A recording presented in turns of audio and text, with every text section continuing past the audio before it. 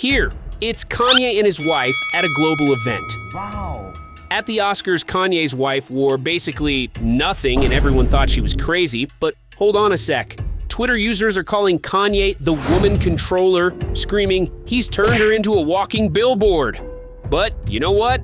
He's so messed up he proudly boasts about how hot and wild his wife is, and he snaps back at haters, saying he has the right to dominate her. You think that's all?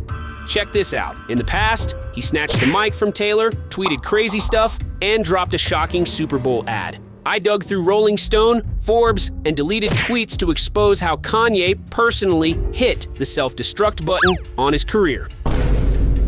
Ready? This drama isn't for the faint of heart. All right, let's rewind to when Kanye West was the king of hip-hop, a name that made everyone bow down. In 2004, while other rappers were flexing muscles and gold chains like they just robbed a vault, Kanye casually stepped up in a polo shirt, rapping about dropping out of college and the college dropout. Sold 441,000 copies first week per Billboard. He wasn't just the beat maker for Jay-Z. In 2005, he went big, screaming live on air. George Bush doesn't care about black people. The whole country was shocked, but then they clapped. Why? Because he had the talent to shut down all the hate. Then in 2009, Kanye threw the first punch at his own legacy. At the VMAs, he stormed the stage like a superhero, snatched the mic from poor Taylor Swift and yelled, "Yo, Taylor, I'm happy for you." But Beyoncé had the best video of all time. Yo, Taylor, I'm really happy for you. I'm gonna let you finish. But Beyonce had one of the best videos of all time. Twitter exploded. 1.3 million tweets in 24 hours. People called him an asshole, and Obama even labeled him a jackass. The young lady seems like a perfectly nice person. She's getting her award. What's he doing? Why would he do that? Big jackass. No, all this stuff. But what did Kanye do? He hit out in Hawaii, churned out My Beautiful Dark Twisted Fantasy, $3 million budget, 500K copies first week, and Pitchfork hailed it a masterpiece. Simple formula, make killer music, and the world forgets all the drama. To be blunt, back then, Kanye was a superstar, cocky as hell, but with the talent to back it up. The Taylor thing was a dumb stumble, but he bounced back like, I'm a god. Too bad that ego was about to turn him into a deflated balloon, and I'm not kidding. Fast forward to 2022, Kanye wasn't the lovable loudmouth anymore. He turned into a straight-up tinfoil hat lunatic. On October 8th, he tweeted the line that made the whole world gape. I'm going DEFCON 3 on Jewish people. No, it wasn't a drunk typo. He capitalized Jewish to make sure everyone heard him scream. Twitter deleted the post, banned his account, but Kanye didn't shut up. He went on InfoWars with Alex Jones, cool as a cucumber, saying, I see good things about Hitler also. The Jew, I love everyone. I'm done with the classifications. Every human being has something of value that they brought to the table, especially Hitler. Alex Jones, another nut job, was even embarrassed. Then he posted a swastika mixed with a Star of David, and Elon Musk kicked him off Twitter again.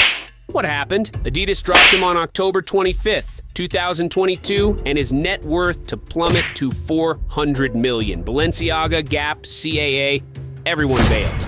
But this wasn't just a joke. The Goyim Defense League in LA hung banners saying, Kanye is right on Highway 405, and anti-Semitic graffiti popped up like weeds at schools and cemeteries. This wasn't just talk. He was fanning the flames of real hatred. Kanye believes Jews control banks and Hollywood, a stale conspiracy theory from Hitler's era that he's chewing like he struck gold. And I want to talk about the Jewish comment. It's actually proving the exact point that I made. So many actors been bullied behind the scenes. So you even got people like Ari Emanuel asking people to not do business with me. That's how this town has been running for so long. They'll mute you. They'll try to mute. Look at him. Kanye's not an artist anymore. He's a preacher of utter nonsense. Bipolar disorder, huh? Don't even try to blame that. It's just his excuse to keep burning bridges while no one dares touch him. Now for the final catastrophe, Super Bowl 2025. After 2022, he struggled until the 2024 Super Bowl ad shot on an iPhone. Hey y'all, this Gary, and this is my commercial. And since we spent all the money on the commercial spot, we actually didn't spend any money on the actual commercial. But the idea is I want you to go to Yeezy.com, YEEZY.com, and I'm gonna write it at the bottom of the screen. And I got some shoes, and that's it. Making $19 million to save Yeezy, thought he'd finally wised up. But no, on February 7th, 2025, he barked on X. Am never apologizing for my Jewish comments. I can say whatever the funin I want to say forever. Where's my father? Apology for freezing my account. Suck my Doward. How's that for an apology? I love Hitler. Now what? Not crazy enough, he crashed the Grammys with his wife practically naked, like, nobody invited me, but I'm here, and I just wanted to crawl into a hole. Then at Super Bowl 59, he dropped an iPhone ad flaunting his new teeth, telling people, go to Yeezy.com. So what's up, guys? I spent like all the money for the commercial on these new teeth. So once again, I had to shoot it on the iPhone.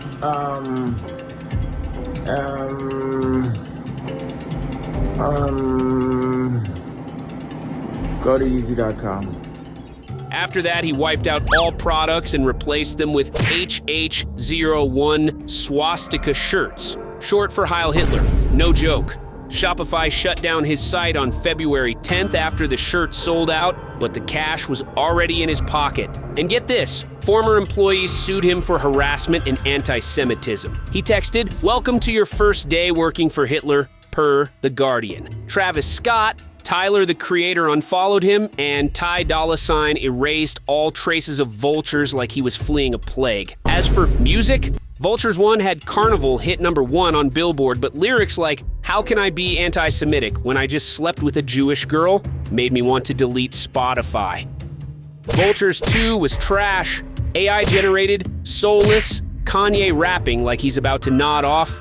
Rolling Stone called it the end.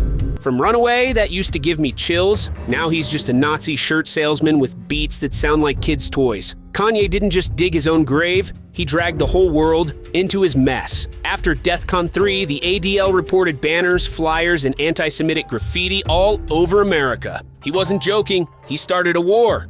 In 2023, he apologized in Hebrew, but by 2025, he roared, "I'm not taking anything back." What kind of apology spits in people's faces? He believes Jews control everything. A medieval scam. Hitler used to kill 6 million people.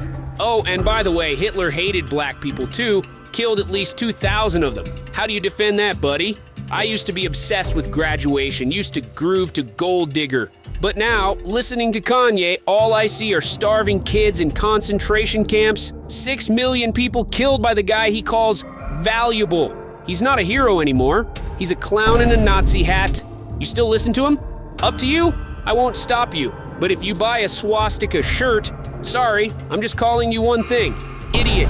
Kanye West smashed his own legacy. From king to crazy Nazi merch peddler. Can Bully save him? If it's another AI trash pile like Vultures 2, then say hello to the coffin. He used to use his talent to erase drama, but now his mouth is louder than his beats, and the beats are garbage.